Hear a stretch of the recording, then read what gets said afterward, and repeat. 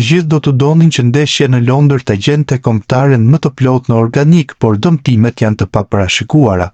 Plusi i madh do të ishte për Silvinho nëse Ardian Ismaili do të ishte gati, por vetëm një mrekulli mund ta zbresë në fushë. Edhe Kumbulla është në dyshim dhe me shumë mundësi pritet të jetë në stol. Nga fillimi pritet ta nisë dyshja Ajeti Gjimshiti, ndërkohë në krahët e mbrojtjes do të jenë Ivan Balliu dhe Nasser Ali. Stafi teknik do t'i besojë të njëjtës mes fushë që prej shumë ndeshjesh ka krijuar një kimi me njëri tjetrin. Christian Aslani, Qazim Laçi dhe Ylber Ramadani mendohet ta fillojnë nga minuta e parë përballjen kundër Anglisë. Ndërkohë, në pjesën e dytë gjithmonë në varësi edhe të rezultatit pritet që minuta të ketë edhe për Meton Berishën, ku një prej mesueshorëve si Laçi apo Ramadani të jetë konsumuar plotësisht. Yasir Hasani nuk del ndonjëherë jashtë planeve të brazilianit dhe krahu i djathtë do të mbulohet nga ai.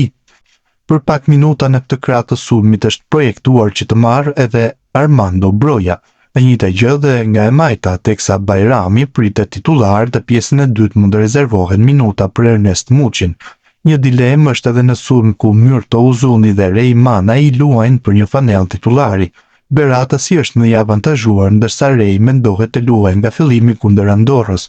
Megjithatë, Silvinho është ai që vendos. Nga ana tjetër, Thomas Tuchel debuton në stolin e Anglisë me synimin e vetëm që ta bëjë këtë kombëtare fituese. Interesante mbetet mënyra që do të zgjedhë për të luajtur trajneri gjerman, ndërsa sipas mediave angleze lojtarët që ai do të hedhë në fushë janë Pickford në portë, ndërsa mbrojtja me 4 do të përbëhet nga James, Konsa, Guehi dhe Louis Kelly. Në mesfushë është dyshja Rice Jones, ndërsa përpara tyre Foden nga e djathta, Bellingham në qendër dhe Gordon Maitas. Në majën e sulmit, kapiteni Harry Kane.